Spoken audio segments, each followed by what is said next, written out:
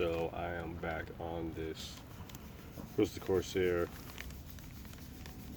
making some filler. If you're seeing this, go ahead, like and subscribe. You will get notifications for this job and for other jobs we got going on.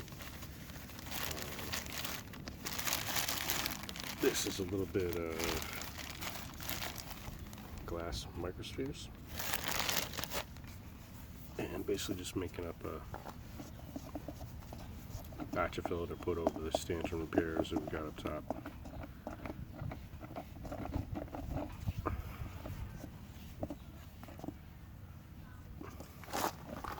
And this is 5-to-1 epoxy. See, I've got to mix this up thick enough so that when I add that 1/5 hardener to it, it's not gonna be too saggy. It looks like I've already added too much microsphere already. It's already getting kind of